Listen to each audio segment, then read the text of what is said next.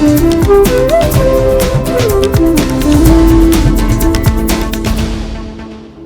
and welcome. I'm your host Aditi Singh and you're watching My India.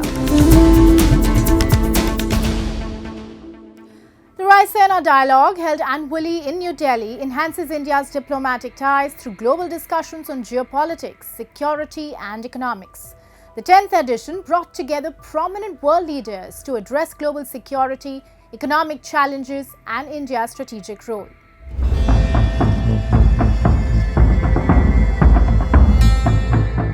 New Delhi welcomed delegates from 125 nations for the 10th Raisina Dialogue, a dynamic forum inaugurated by Indian Prime Minister Narendra Modi and New Zealand Prime Minister Christopher Luxon. Centered on the theme Kalachakra, People, Peace and Planet, the 2025 edition ignited vital conversations on trade, climate action and security, reaffirming India's pivotal role in shaping the global narrative. The world order is clearly undergoing a great churn.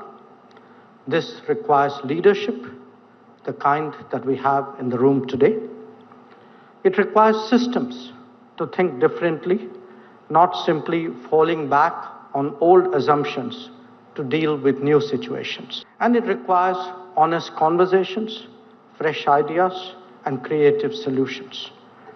The value proposition that Raisina offers in that regard is higher than ever. So I know I speak for all of you in saying, let the dialogue begin.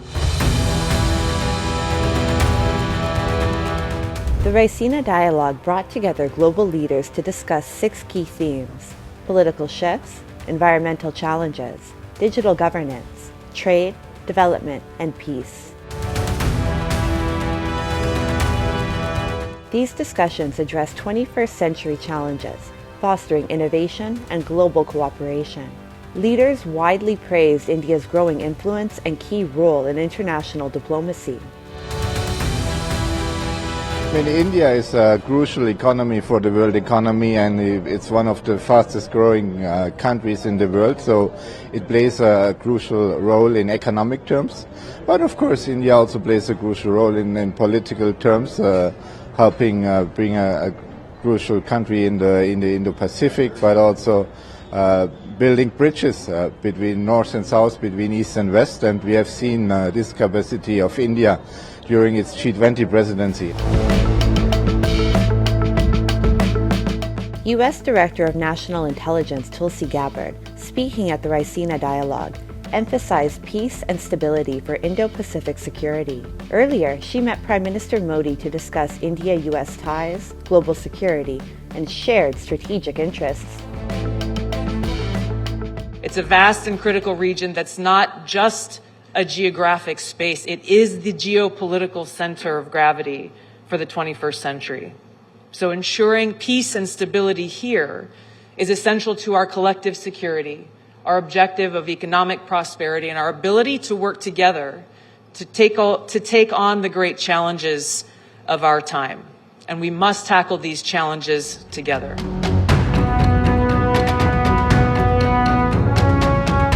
New Zealand Prime Minister Christopher Luxon highlighted the growing Delhi-Wellington ties. He and Prime Minister Modi reaffirmed their commitment to shared democratic values and stronger people-to-people connections. They discussed regional and global issues, agreeing to enhance multilateral cooperation. New Zealand supported India's entry into the combined maritime forces, while both leaders welcomed progress in defense ties. They emphasized regular officer training exchanges and pledged to expand capacity-building efforts. Our two-way trade today stands at around $3 billion New Zealand dollars a year, but there is huge potential to grow, and it is in that context that I want to say thank you, and I'm pleased to welcome the efforts of Minister Goyal and Minister Macleay on their agreement announced yesterday between New Zealand and India that we will launch immediately comprehensive free trade agreement negotiation. दोनों देशों के बीच एक परस्पर लाभकारी free trade agreement पर negotiations शुरू करने का निर्णय लिया गया है।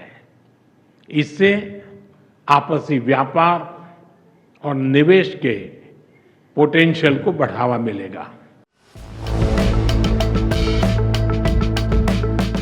As New Zealand and India strengthen ties, tourism and business growth drive mutual prosperity. A key step is the Air New Zealand Air India MOU signed in Mumbai. Air India and Air New Zealand have signed this MOU to develop tourism and business links between India and New Zealand. It's starting off with a code share where we will put each other's airline code on each other's flights so we can increase visibility and get more people to travel between the two countries. In the long term, we want to work on a non-stop service between India and New Zealand. So this is a precursor that will allow us to grow the market and hopefully be able to launch that new flight in future. The 10th Raisina Dialogue underscored India's expanding global leadership and deepening ties with New Zealand. With strength in trade, defense, and aviation partnerships, both nations are set to enhance economic cooperation and connectivity, fostering long-term growth and stability in the Indo-Pacific region.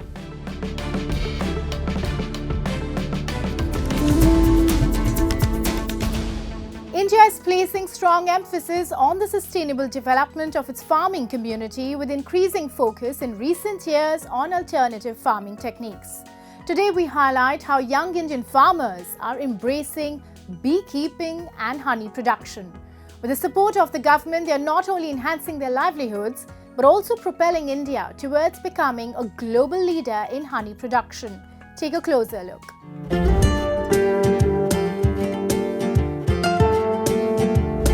Sonia Zara, a young farmer from Jammu and Kashmir, is breathing new life into her family's beekeeping legacy in Pulwama. Inspired by her grandfather's wisdom, she blends tradition with modern techniques, supported by a government scheme. Defying societal norms, she champions sustainability and women's empowerment, inspiring a new generation of entrepreneurs. सबसे पहले HADP through एक scheme है government की तरफ से जिसमें हमें 80% subsidy मिलती है। उसमें हमें 1,12,000 जो हमें देते हैं, उसके बाद जब हम अपना 1,50,000 इन्वेस्ट करते हैं, मेरे साथ भी सेम ऐसी जो स्कीम मैंने लागू की थी, उसके बाद जो मेरे को 1,12,000 जो मुझे मिले थे, उससे मैंने और कॉलोनीज़ आगे ख़रीदी और आगे जाकर वही कॉलोनीज़ आज जो मेरा इतना बड़ा यहाँ पर प्लेटफॉर्म है। India, a top global honey producer, produces over 135,000 metric tons annually. It exports 50% of its honey, mainly to the USA, UAE, Saudi Arabia, Canada, and Europe. Rising demand for organic honey, scientific beekeeping, and medicinal honey products signals industry growth. The National Beekeeping and Honey Mission, under Self-Reliant India, promotes scientific beekeeping.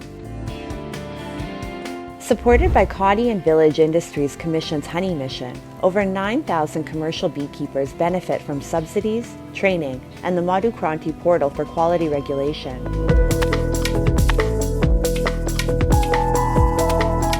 In Gujarat State, the Mission Madhu Makhmi initiative is transforming beekeeping by equipping farmers with specialized training, financial support, and modern infrastructure, significantly enhancing honey production and rural livelihoods.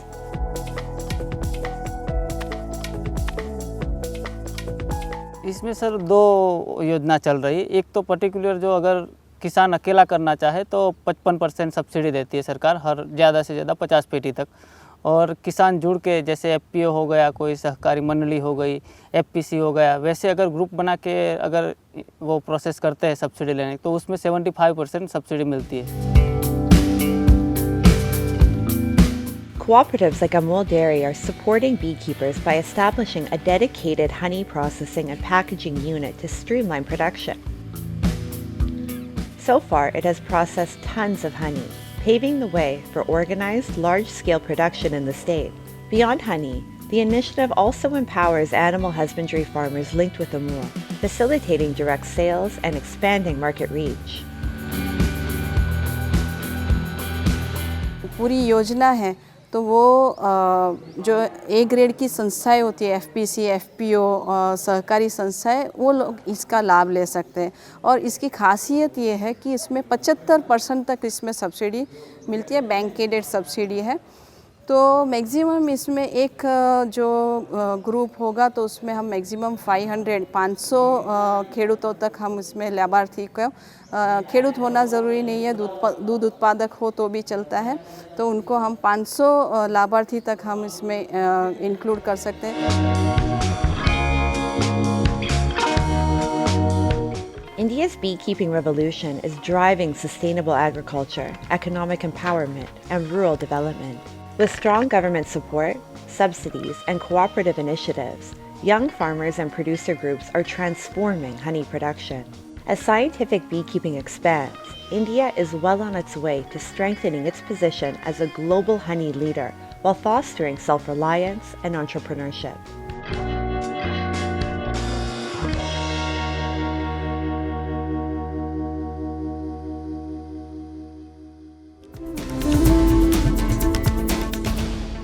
In a grand display of faith and harmony, thousands of devotees from across the country gathered in Karnataka's Kalaburagi for the annual Sri Sharan Basaveshwar Temple Rathotsav. The festival marking the 203rd death anniversary of 18th century Saint Sharan Basaveshwar saw the temple chariot being pulled through the streets with devotion by different communities. The event highlighted unity and spiritual devotion, bringing people together in observing the 10th anniversary.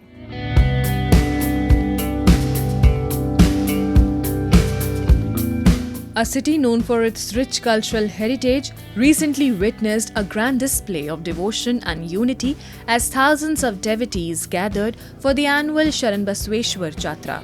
The festival marked the 203rd death anniversary of Saint Sharan Basaveshwar, revered for his teachings on social equality and compassion transcending caste and religion barriers. The Temple Car Festival of Sri Sharan Basaveshwar pulled people from all walks of life, cutting across religious and social barriers into the celebration of harmony and brotherhood. This year it was 203rd Jatra Mahotsav. Every year Jatra Mahotsav starts on the Dulandi, which will be for 5 days, and on the third day this year Lakshadipotsava has been taken place with lakhs of devotees gathered here. And especially in this Rathotsava, many people come to take the blessings of Lord Sharan Basaveshwar. Not only many people, but all the religion people come here to take the blessings of Lord Sharan Basaveshwar. So we can say that a brotherhood is been followed at this place. As the Grand Rathotsav, the chariot procession moved through the streets of Kalaburagi, Muslims, Hindus, Sikhs and Christians stood side by side, offering prayers and providing humanitarian support to the devotees. The event ensured that people from all communities feel included, emphasizing the saint's message of universal brotherhood. Our Appaji's vision was always one thing, that teaching and learning not only for the sake of livelihood but also for the sake of welfare of others. Knowing the philosophy of Dasoha, meaning service to humanity is service to God. Appaji always said that there is no religion greater than service. So service to humanity is service to God. All of us have gathered together in a likely brotherhood and took the blessings of Lord Sri Sharan Basaveshwar. At a time when differences are often highlighted, the Sharan Basaveshwar Jatra stands as a beacon of unity, reminding everyone that faith and devotion can bridge divides and bring communities closer together.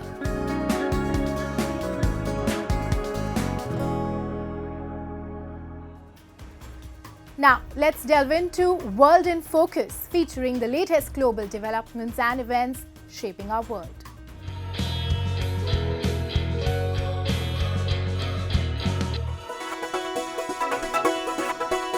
To preserve authentic flavors, traditional Japanese restaurants with support from the Ministry of Culture have opened their kitchens to foreign trainees. 限られた時間の中で正しく食材を扱うとか、旬のものをどう見せていくかとか、そういったことを実際に学んでいただけるいい機会だったんじゃないかなと考えています。The famed Kikunoi restaurant opened its doors to foreign trainees sharing the art of traditional Japanese cuisine. Founded 260 years ago, the renowned Uosa Bureau restaurant preserves its timeless interior and authentic cooking traditions, offering a deep dive into the essence of Japanese cuisine. Owners of traditional Japanese restaurants deeply value the dedication of foreign trainees. This cross-cultural exchange enriches both sides and helps carry authentic Japanese cuisine beyond borders.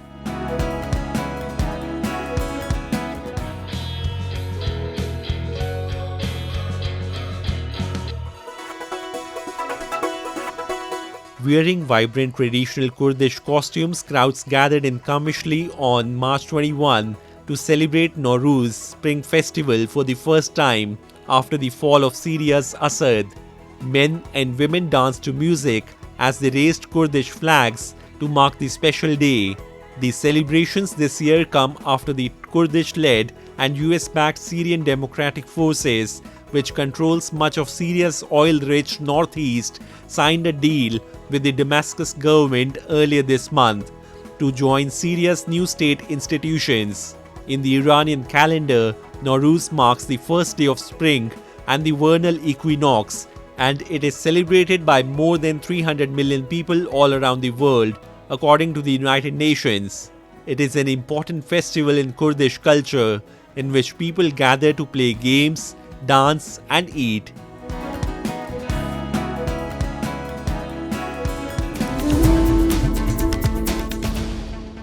India's past comes alive through institutions devoted to its preservation. From ancient manuscripts at Pune's Bhandarkar Oriental Research Institute to the immersive wonders of Vadnagar's new archaeological experiential museum, these guardians of history ensure the echoes of time resonate for generations to come.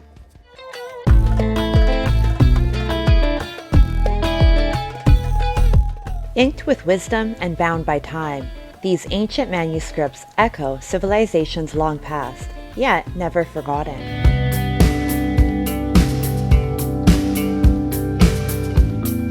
For over a century, Pune's Bhandarkar Oriental Research Institute has been a treasure trove of knowledge, housing 28,000 rare manuscripts, some over 1,000 years old, collected by scholars like Dr. George Buehler. Beyond manuscripts, its library boasts 115,000 books on diverse subjects, from Vedic literature and Sanskrit epics to Ayurveda, astronomy, and Jain and Buddhist texts. Embracing technology, the Institute's digital preservation project safeguards fragile palm leaf and paper manuscripts, ensuring that their wisdom endures for generations to come. As far as digitization is concerned, around about 14,000 manuscripts from our institute has been digitized already, and maybe in another 2 or 3 months we are going to publish them in our library. Another 8 or 10,000 manuscripts, the work of digitization is going on. We are working round about on 6 scanners, and I think at the end of 2 years or 2027 each and everything will be digitized. Beyond preservation, the Institute actively promotes India's intellectual traditions through seminars, workshops, and publications. Expanding its reach, it launched bharatvidya.in, an online platform offering courses on Ayurveda, alchemy, astronomy, and the Natya Shastra. Recognized by Prime Minister Narendra Modi in Mann Ki Baat, this initiative showcases how technology is amplifying India's heritage. We had a course which was eccentric to America, and that course also has got round about 400 and not only Indian American but American people also joined that course. So I think Nirmala ji Sitaraman, who came here for our opening of this platform, mentioned it about the courses in her Twitter handle, and was covered by Prime Minister also. So he explained it in Mann Ki Baat. He told how a new technique can help our heritage to go abroad and know the whole world as such what Indian heritage is. So he mentioned it in Mann Ki Baat about these courses and how this institute is working.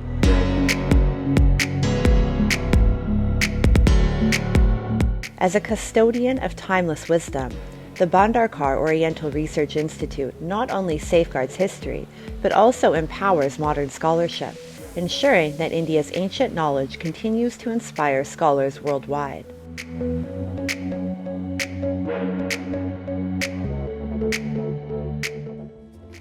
India, home to one of the world's oldest civilizations, thrives on its rich heritage, wisdom, diversity, and timeless traditions.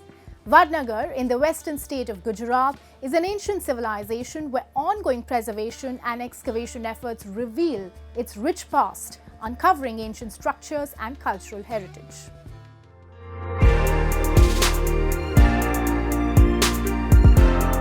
Vadnagar, a medieval western Indian town, stands atop an ancient settlement with over 2,500 years of continuous habitation. Excavations reveal its rich, multi-layered history dating back to the 8th century BCE. Enclosed by remnants of a fortified wall with gated entry points, Vadnagar is a reflection of its mercantile past. The new Vadnagar Museum takes visitors on a journey through time, showcasing 7 cultural layers from 800 BCE and housing over 6,000 artifacts. These relics highlight the town's religious diversity, featuring Buddhist monasteries, Jain temples, and Hindu shrines that once thrived in the region. ऐसा museum बहुत कम देखने को मिलता है जहाँ पे एक live excavation site हो और साथ में उस एक्सकेवेशन साइट के साथ ही एक म्यूज़ियम हो जो एक्सपीरियंशियल हो नेचर का। तो इसमें आर्टिफैक्ट्स तो हैं ही, करीबन 6,000 आर्टिफैक्ट्स हैं और बहुत ही इंपॉर्टेंट आर्टिफैक्ट्स हैं। ये बताता है कि वडनगर की हिस्ट्री क्या है। एक ये लिविंग टाउन है, जो पूरा वडनगर है वो 2,500 साल पुराना टाउन है। जैसे वाराणसी है, ये कुछ ही टाउन बचे हैं जो पूरे लिविंग लेजेंड्स हैं हमारे। बहुत सारे प्राचीन काल के धोलावीरा है, जैसे राखी गढ़ी है, वो तो नष्ट हो गए, वो आगे बढ़ नहीं पाए, लेकिन वडनगर बढ़ा। और जब इसमें खुदाई हुई तो पता चला कि इसमें बहुत सारी बुद्धिस्ट मोनेस्ट्रीज मिली हैं, बहुत सारे जैन टेम्पल्स मिले, बहुत सारे हिंदू श्राइन्स मिले। The museum highlights Vadnagar's ancient relics, strategic urban planning, and cultural heritage, showcasing the vision of its early settlers in shaping this historic town. यहाँ पे जो भी खुदाइयाँ हुई है, उनके फलस्वरूप जो है ये एक बड़ा संग्रहालय का आकार ले रहा है, ताकि भविष्य की पीढ़ियाँ इसको देख सकें और वडनगर की जो यात्रा है, जो अविरल यात्रा जिसको कह सकते हैं हम, बिना किसी रुकावट के, बिना किसी डिजर्शन के जो लगातार चल रही है, उसको देख सके और जो हमारी प्राचीन पीढ़ी का जो विज़न था, उनका जो दूरदृष्टि थी, उसको समझ सकें कि कैसे इस स्थान का चुनाव उन्होंने एक नगर की स्थापना के लिए किया और कैसे उत्तरोत्तर नगर में विकास होता रहा। Through ancient manuscripts and archaeological discoveries, institutions like Vadnagar Oriental Research Institute and the Vadnagar Museum preserve India's legacy, inspiring the world and bridging the past with the future.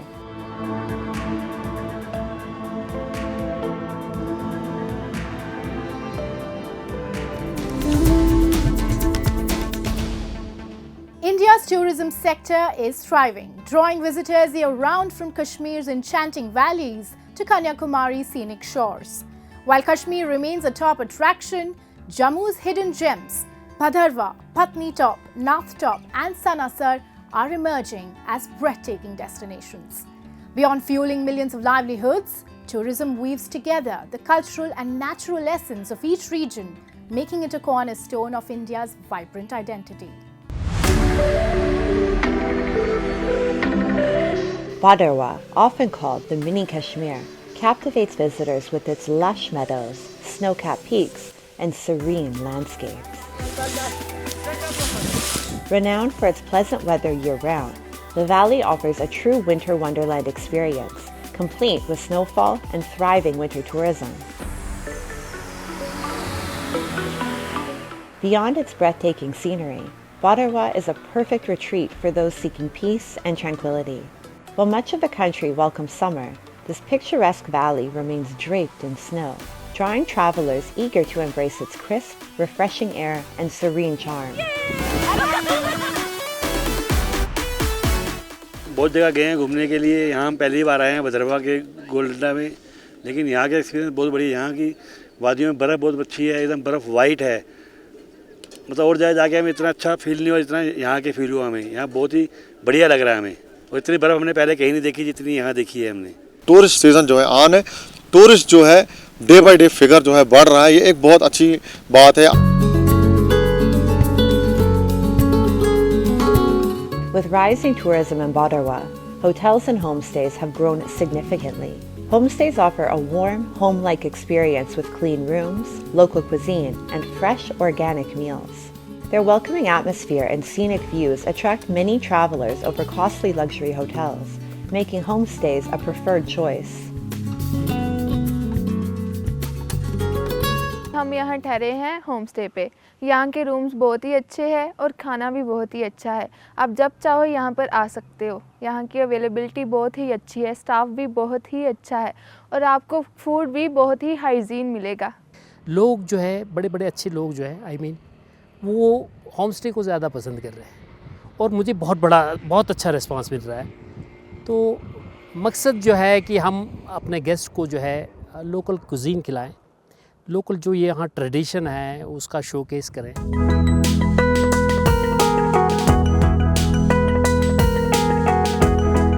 Beyond Badarwa, Patni Top is another historic and scenic gem in Jammu.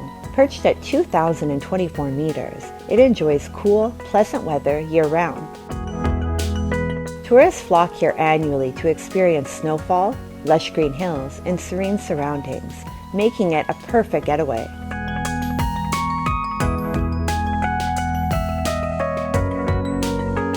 And I'm here with my friends, and I'm here on Natha Top, and I would really suggest everyone to please come over here. The guides are so helpful over here. The view is fantastic, and I would urge everyone to at least once come here if you travel to Jammu Kashmir. हम लोग दिल्ली से जम्मू घूमने आए थे और यहाँ पर बहुत मज़ा आ रहा है। हम फ्रेंड्स के साथ सब आए हैं और यहाँ पे बहुत सारी बर्फ़ गिरी हुई है और व्यू भी बहुत सुंदर है, बहुत सुंदर लग रहा है। आप यहाँ लोग ज़रूर आइए। Surrounded by deodar forests, Sanasar is a picturesque getaway with blue skies, a tranquil lake, and snow-capped peaks. While it receives little snowfall, its cool weather makes it a perfect year-round destination. The man-made lake offers horse riding, boating, and shooting. हम यहाँ सनासर में घूमने आए हुए हैं। यहाँ का वातावरण बहुत अच्छा है, एकदम पानी है, बर्फ़ है, नेचुरल पहाड़ है, नेचुरल पत्ते हैं, ये वो सब कुछ हमारा बहुत अच्छा है। यहाँ किश्तियाँ हैं, यहाँ पे कुछ मतलब बहुत कुछ है यहाँ देखने के लिए। हम फैमिली के साथ सर आए हुए हैं। इस मौसम में यहाँ पे बहुत अच्छी बर्फ़ पड़ी हुई है और आप सब घूमने के लिए आइए। यहाँ पे देखिए, यहाँ पे कितना अच्छा वेदर है, यहाँ पे इतने अच्छे माउंटेन्स है, पहाड़ है और इतना अच्छा इन्वायरमेंट है यहाँ पे। आप सब, हम तो यहाँ पे 3 दिन से आए हुए हैं, हमारा तो घर जाने का मन ही नहीं करता। Jammu's tourism potential extends far beyond Patni Top and Badarwa, with hidden gems like Ranjit Sagar Dam, Bani, Basoli, and RS Pura waiting to be explored. With improved infrastructure, these offbeat destinations can shine, and the upcoming railway to Kashmir is set to unlock new opportunities, giving the region's tourism a remarkable boost.